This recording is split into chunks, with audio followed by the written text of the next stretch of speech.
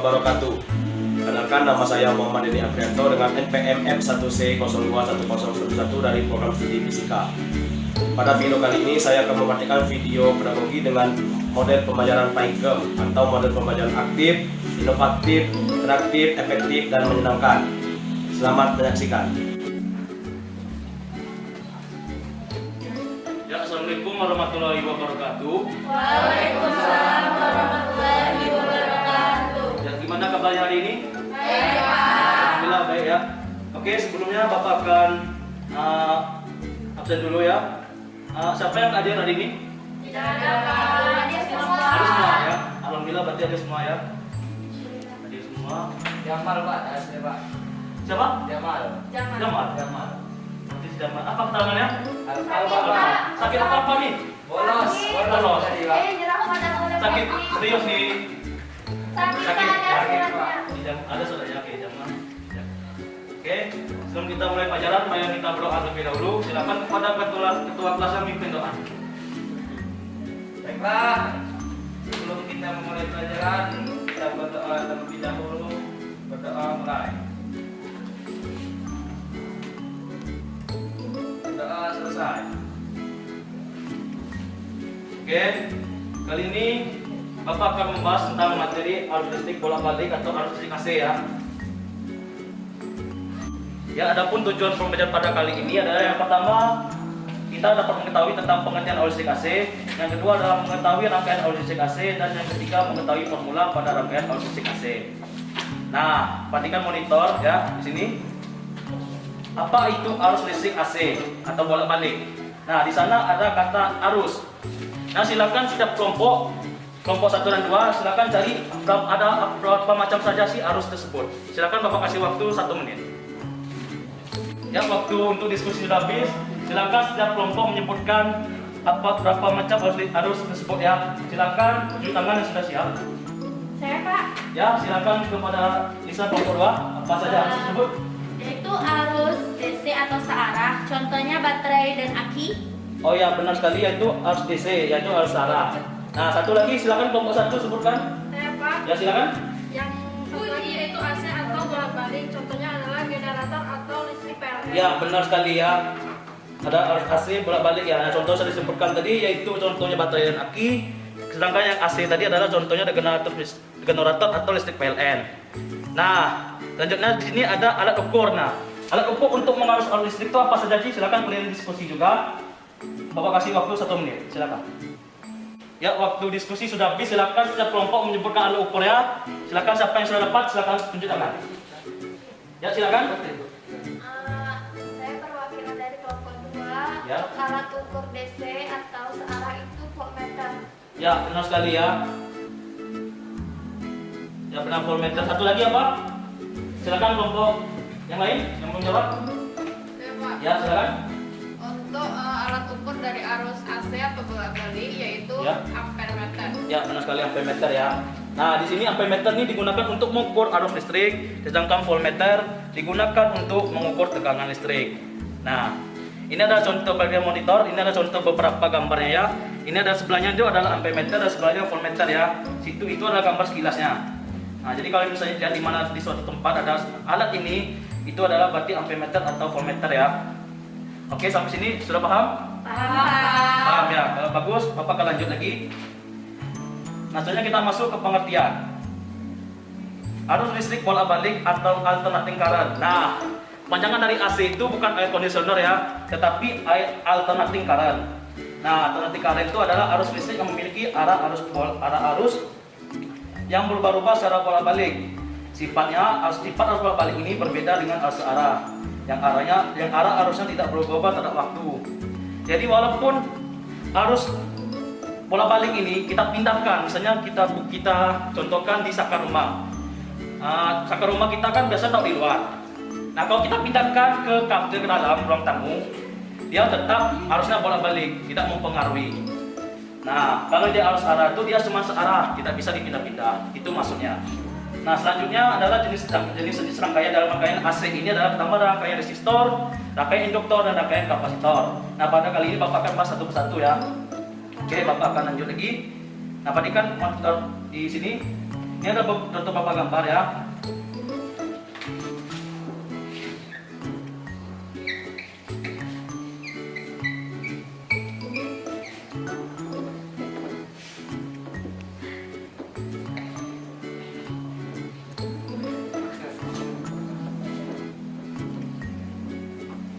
Nah, ini ada rangkaian arus ini ya, arus balik atau sering disebut dengan rangkaian R, L atau C. Nah, di sini ada sumber tegangan ya, ini ada sumber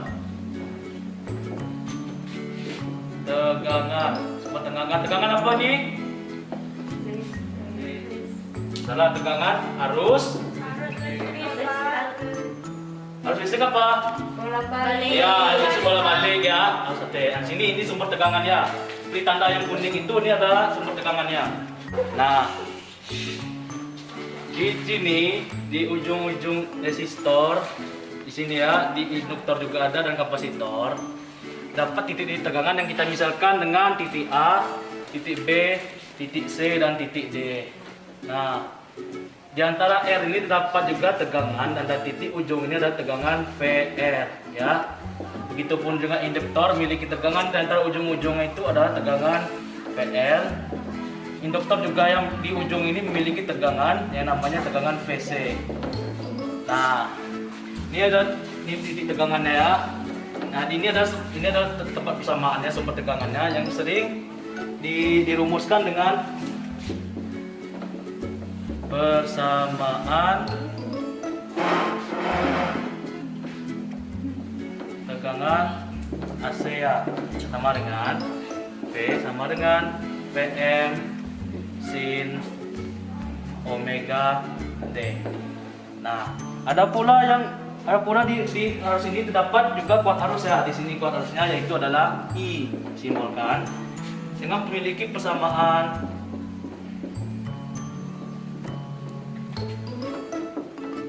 arus I ya, sama dengan I sama dengan Im sin omega T.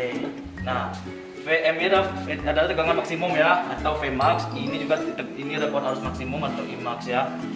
Nah, perhatikan sini ada persamaannya ya, ada keterangannya di sini keterangan. V itu adalah tegangan. Nah, tegangan yang satuannya adalah volt. I adalah kuat arus. Yang satuannya adalah A atau ampere ya. Selanjutnya adalah untuk Vmax dan Imax ini sama ya.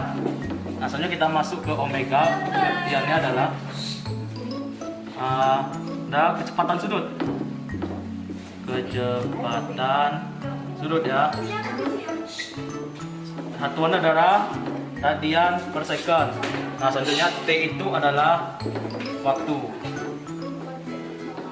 Nah, ini dia adalah tentang rangkaian LSC ya. Ini persamaannya, ini keterangannya, satuannya sudah di sini.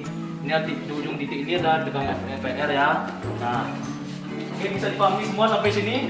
Bisa. Oke, bagus. Akan Bapak lanjutkan lagi ya.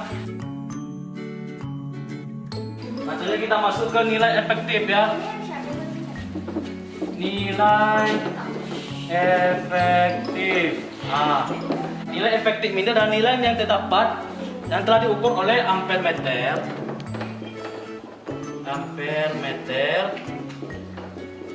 dan voltmeter ya. Nah, jadi nilai efektif ini didapatkan yang telah diukur oleh ampere meter dan voltmeter. Nah, di mana memiliki persamaan, yaitu kita bahas satu-satu. Yang pertama adalah kuat arus efektif ya namanya.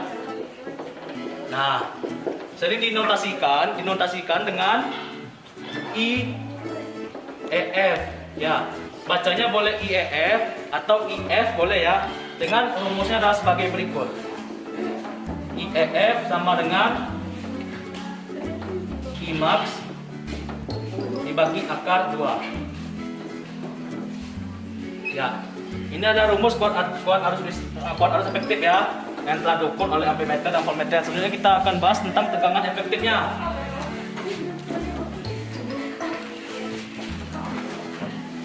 tegangan efektif. Nah, jangan dinotasikan dengan VEF ya, bacanya boleh VF atau VF ya. Dengan memiliki rumus persamaan. VEF sama dengan Vmax per akar 2. Nah, ini dia adalah rumus dari tegangan nilai efektif ya. Tegangan dan kuat efektif yang telah diukur oleh ampermeter dan voltmeter ini ya. Nah, apakah ada yang ditanyakan? Apakah sudah paham? Paham, Pak. Paham? Oke, Bapak akan lanjutkan lagi. Nah, dan kita masuk, kita akan bahas satu-satu. Kita akan bahas satu-satu R, L, dan C. Nah, dari mana bila kita pisahkan antara rangkaian ini, dapatlah namanya rangkaian R murni. Nah, L juga seperti induktor murni, dan C itu adalah kapasitor ya, kapasitor murni. Nah, kita akan bahas satu-satu sampai sini ya. Kita akan masuk ke rangkaian R murni ya. Yang pertama kita rangkaian R murni.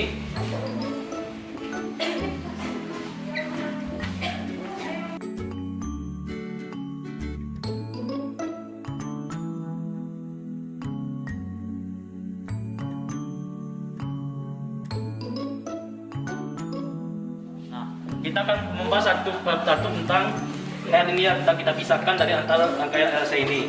Yang pertama adalah rangkaian resistor atau rangkaian R murni ya. Nah, di sini ada persamaan tegangannya tadi ya, Vm sin omega T. Nah, ketika R ini atau resistor ini dihubungkan dengan sumber tegangan arus listrik yang ini, dia akan bolak-balik ya.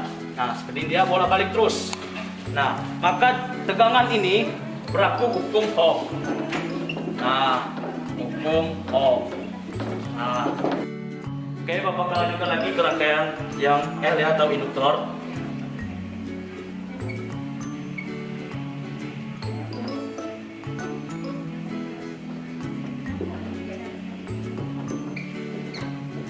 Nah, ini ada rangkaian L atau induktor murni ya. Nah, di sini dijelaskan ketika induktor dihubungkan dengan sumber tegangan AC, maka induktor ini berlaku sebagai hambatan. Jadi ketika ini dihubungkan dengan sumber tegangan AC, maka ini berlaku dengan hambatan ya. Nah, hambatan ini terdapat namanya yaitu adalah reaktansi induktor ya, yang memiliki rumus sama dengan XL sama dengan omega dikali R ya. Nah, dari induktor ini dinotasikan dengan XL ya. Nah, ini dia persamaannya adalah XL sama dengan omega dikali R. Nah, bisa dipahami sampai sini? Bapak akan lanjutkan lagi ke rangkaian kapasitor ya.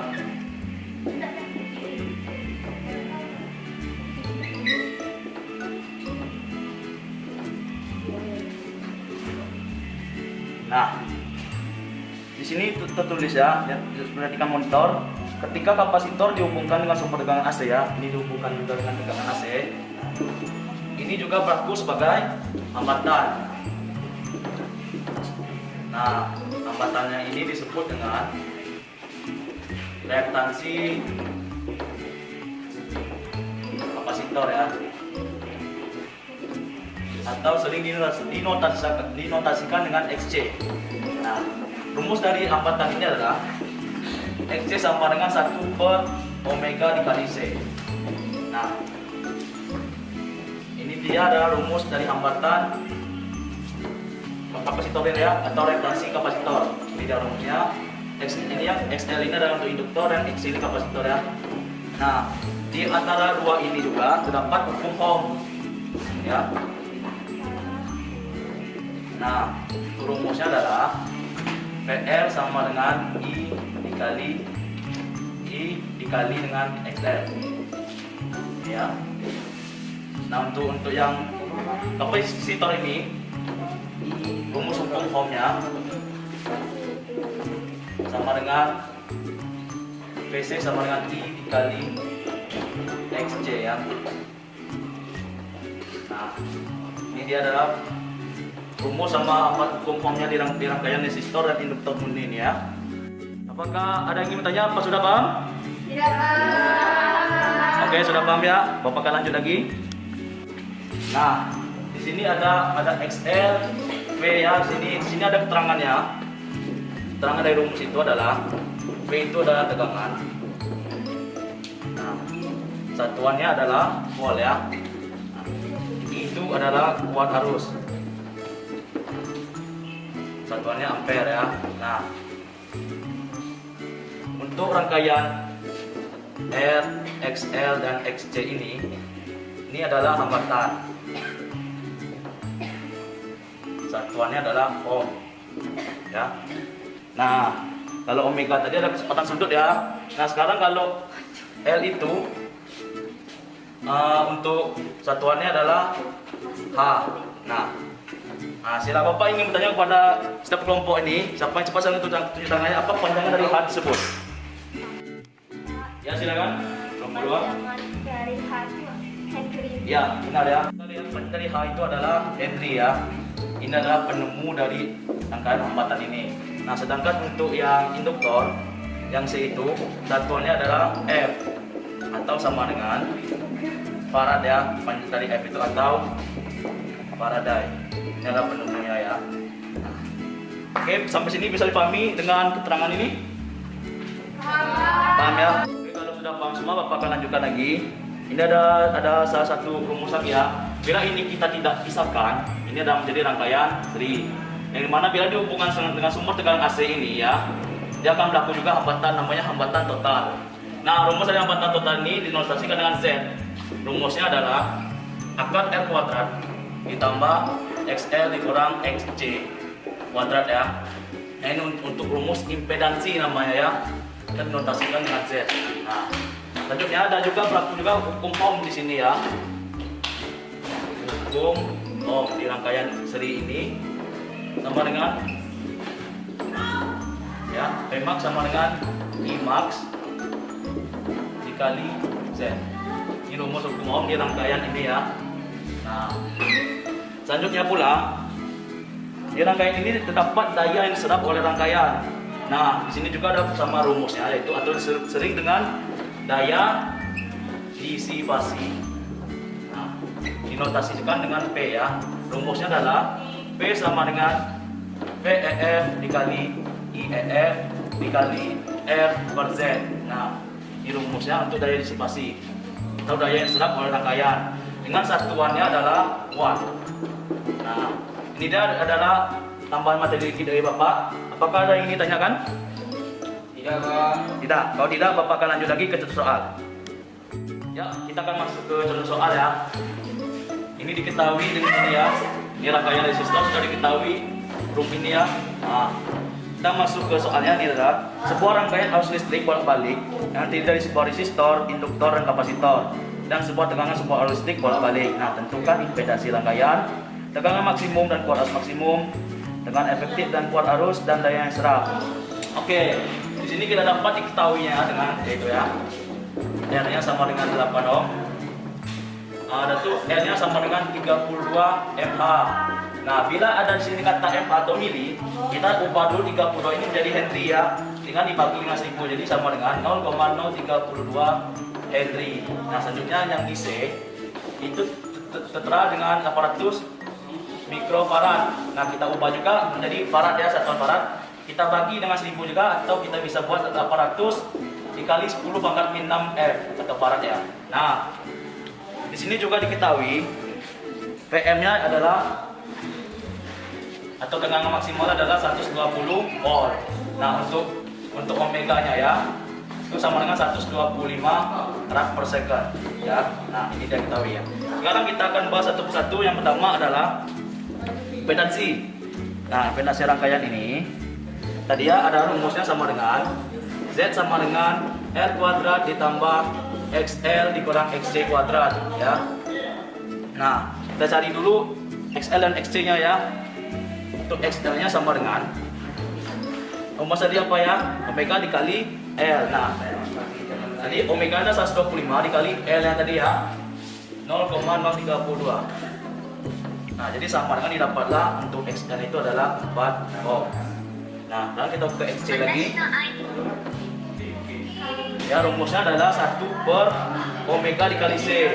Nah, jadi sama dengan 1/125 dikali untuk C-nya ya, ini ya. Nah, 800 dikali 10 pangkat min 6. Didapatlah, dikalkulasikan menjadi 10 ohm. Nah, kita masuk ke rumus ini ya.